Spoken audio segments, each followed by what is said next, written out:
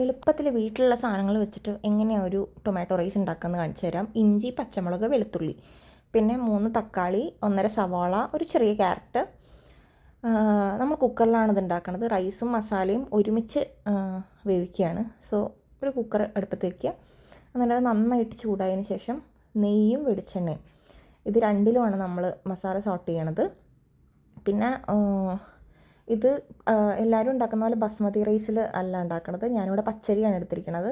ഇപ്പോൾ വീട്ടിൽ ബസ്മതി റൈസൊന്നും ഇല്ലാത്ത സാഹചര്യങ്ങളിലും പെട്ടെന്ന് തട്ടിക്കൂട്ടി ഒരു ടൊമാറ്റോ റൈസ് കഴിക്കണമെന്ന് ആഗ്രഹമുണ്ട്, പെട്ടെന്ന് ഉണ്ടാക്കണം എന്നുണ്ടെങ്കിൽ ഇങ്ങനെ ട്രൈ ചെയ്യുക. അപ്പോൾ അത് കുക്കർ ചൂടായപ്പം ഞാൻ നെയ്യ് ഒഴിച്ചു. ഒരു ടീസ്പൂൺ നെയ്യ്, പിന്നെ കുറച്ച് വെളിച്ചെണ്ണ ഒഴിച്ചു. അതിലേക്ക് തിന്നായിട്ട് സ്ലൈസ് ചെയ്ത അണിയൻസാണ് ഇടുന്നത്. മാക്സിമം കനം കുറച്ച് അരിയാൻ വേണ്ടിയിട്ട് ശ്രദ്ധിക്കുക. എന്നിട്ട് അത് നന്നായിട്ട് വഴറ്റണം, നന്നായി മൊരിഞ്ഞ് വരണം.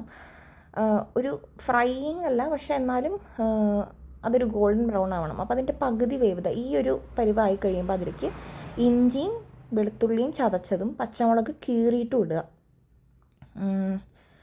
ഇത് ഈ ഒരു പരിവാകുമ്പോൾ, സവാള ഈ ഒരു പരിവാകുമ്പോൾ തന്നെ ഈ 3 ഇൻഗ്രീഡിയൻസ് ആഡ് ചെയ്യുക. എന്നിട്ട് ഇതിൻ്റെ കൂടെ കിടന്ന് സവാള ഒന്നും കൂടെ നന്നായിട്ട് മൊരിയണം. സവാള നന്നായി മൊരിഞ്ഞാലാണ് ഇതിന് നന്നായി ടേസ്റ്റ് കിട്ടുള്ളൂ. സവാള നന്നായി മൊരിഞ്ഞ് കഴിയുമ്പോൾ അതിലേക്ക് നിങ്ങൾക്ക് ഇഷ്ടമുള്ള വെജിറ്റബിൾസ് എന്താണെന്ന് വെച്ചാൽ ഞാനിവിടെ ക്യാരറ്റ് മാത്രമേ ഇടുന്നുള്ളൂ. ക്യാരറ്റ് ഒന്ന് 4 കട്ട് ചെയ്തിട്ട് നമ്മൾ ക്യൂബാക്കില്ലേ, അങ്ങനെയാണ് അരിഞ്ഞിട്ടുള്ളത്. എങ്ങനെ വേണമെങ്കിലും ആഡ് ചെയ്യാം. നിങ്ങൾക്ക് വേറെ ഏതെങ്കിലും വെജിറ്റബിൾസ്, കോളിഫ്ലവേഴ്സോ അങ്ങനെ എന്തെങ്കിലും വേണമെങ്കിൽ ആഡ് ചെയ്യാം. ഇപ്പം ഞാനിവിടെ ഇത് മാത്രമേ ആഡ് ചെയ്തിട്ടുള്ളൂ. ഇത് നന്നായിട്ടൊന്ന് സോട്ട് ചെയ്യണം. ഭയങ്കര വെന്ത് പോകരുത് ക്യാരറ്റ് അതിൽ കിടന്നിട്ട്. എന്നിട്ട് അതൊന്ന് സോട്ട് ചെയ്ത് വരുമ്പം തക്കാളി ചോപ്പ് ചെയ്തതാണ്. വെറുതെ അരിഞ്ഞ് ഇടുമോ അല്ലെങ്കിൽ മിക്സിയിൽ ഭയങ്കരമായിട്ട് അരച്ച് പ്യൂരി ചെയ്തിടുകയോ ചെയ്യരുത്.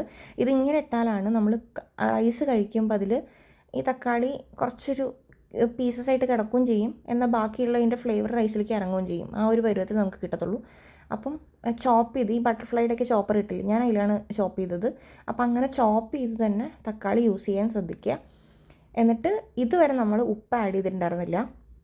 ഉപ്പ് നമ്മൾ തക്കാളി ആഡ് ചെയ്തിട്ടാണ് ഉപ്പ് ഇടുന്നുണ്ട്, ആവശ്യത്തിനുള്ള ഉപ്പ് എന്ന് പറയുമ്പം റൈസിലേക്കും കൂടി വേണ്ടിയിട്ടുള്ള ഉപ്പാണ് നമ്മൾ ഇടുന്നത്. കാരണം റൈസ് നമ്മൾ ഈ മസാലയിൽ ഇട്ടിട്ടാണ് വേവിക്കുന്നത്. സോ ഇത് നന്നായിട്ടൊന്ന് ഉപ്പിട്ടിട്ട് നന്നായിട്ടൊന്ന് മിക്സ് ചെയ്തിട്ട് നമ്മൾ ഈ തക്കാളി ഒന്ന് ഉടയുന്ന വരെ ഇത് വേവിക്കണം. ഇതിൻ്റെ എണ്ണയൊക്കെ ഒന്ന് തെളിഞ്ഞ് വരുന്നത് വരെ മൂടി വെച്ചിട്ടാണ് വേവിക്കുന്നത്. മൂടി വെച്ച് ഇളക്കി കൊടുത്ത് അങ്ങനെ വേവിക്കുക. എന്നിട്ട് അതിലേക്ക് നമ്മൾ കഴുകി വെച്ചിരിക്കുന്ന പച്ചരിയാണ് ഇടുന്നത്. ബസ്മതി റൈസ് വേണ്ടവർക്ക് അങ്ങനെ ഉപയോഗിക്കുക. ഞാനിപ്പോൾ ബസ്മതി റൈസൊക്കെ എപ്പോഴും ഇല്ലാത്ത സാഹചര്യങ്ങൾ ഞാൻ പച്ചരി വെച്ച് ഉണ്ടാക്കാറുണ്ട്. ഒരു ടേസ്റ്റ് കുറവുമില്ല, നല്ല ടേസ്റ്റാണ്. പച്ചരി കഴുകി കുതിർത്തിട്ടൊന്നുമില്ല, കഴുകിയിട്ട് മസാല ഒന്ന് എണ്ണയൊക്കെ തെളിയുമ്പോൾ അതിലേക്ക്, ഇതിപ്പോൾ ഞാൻ 1 ഗ്ലാസ് അരിയാണ് എടുത്തേക്കണേ. ഈ പച്ചരി ഇതിപ്പോൾ 2 പേർക്ക് കഴിക്കാനുള്ളതുണ്ടാവും. 1 ഗ്ലാസ് പച്ചരിയാണ് എടുത്തിരിക്കണത്. അത് നന്നായിട്ട് കഴുകിയിട്ട് ഈ മസാലയിലേക്ക് ആഡ് ചെയ്ത് കൊടുക്കുക. എന്നിട്ട് നന്നായിട്ടൊന്ന് മിക്സ് ചെയ്യുക. ഈ അരി ഈ മസാലയിൽ കിടന്നിട്ട് നന്നായിട്ടൊന്ന് സോട്ടാവണം. സാധാരണ എല്ലാവരും വെള്ളം ഒഴിച്ചിട്ട് അങ്ങനെയാണ് ഈ ബിരിയാണിയൊക്കെ ഉണ്ടാക്കുമ്പോൾ വെള്ളം ഒഴിച്ചിട്ടാണ് പിന്നെ എല്ലാവരും അരി ഇടുന്നത്. ഞാൻ തിരിച്ചാണ്. ഞാൻ അരി ഇട്ടിട്ട് നന്നായിട്ട് ഈ മസാലയിലൊന്ന് ഇതൊന്ന് കിടന്ന് സോട്ട് ചെയ്യാൻ വേണ്ടിയിട്ട് വിടും. അതിന് ശേഷമാണ് ഞാൻ വെള്ളം ഒഴിക്കുന്നത്. അപ്പോൾ ഇത് നന്നായിട്ടൊന്ന് സോട്ടാവണം. ഇത് ആക്ച്വലി വേവിച്ച് വെച്ച അരി നേരത്തെ ഇല്ല, അല്ലെങ്കിൽ പെട്ടെന്ന് എന്തെങ്കിലും തട്ടിക്കൂടണം, അങ്ങനെയൊക്കെയുള്ള സമയത്ത് നമുക്ക് പെട്ടെന്ന് ഉണ്ടാക്കാൻ പറ്റുന്നൊരു ടൊമാറ്റോ റൈസാണ്. ഇതിൽ മെയിനായിട്ട് റൈസിന് നന്നായിട്ട് ഈ മസാലയുടെ ഫ്ലേവർ നന്നായിട്ട് പിടിക്കും. കാരണം ഈ റൈസ് ഈ മസാല കിടന്നിട്ടാണല്ലോ വേവുന്നത്. സോ അതുകൊണ്ട് പിന്നെ എപ്പോഴും വെള്ളം ചൂടാക്കിയ അല്ലെങ്കിൽ തിളപ്പിച്ച വെള്ളം തന്നെ യൂസ് ചെയ്യാൻ ശ്രദ്ധിക്കുക. പച്ചവെള്ളം കൊണ്ടൊഴിക്കരുത്. തിളപ്പിച്ച വെള്ളം നന്നായിട്ട് തിളച്ചതിന് ശേഷം അത് വേണം അതിലേക്ക് ആഡ് ചെയ്യാൻ വേണ്ടിയിട്ട്. ഇപ്പം ഞാൻ ആഡ് ചെയ്തത് ഗരം മസാലയാണ്. ഇതിൽ നമ്മൾ വേറെ ഓൾ സ്പൈസസോ മഞ്ഞൾപ്പൊടിയോ മുളക് പൊടിയോ അങ്ങനെയൊന്നും, മല്ലിപ്പൊടിയോ അങ്ങനെ ഒരു മസാലയും ആഡ് ചെയ്യുന്നില്ല. ആകെ കൂടി ഞാൻ കുറച്ച് ഗരം മസാല മാത്രമാണ് ആഡ് ചെയ്യുന്നത്.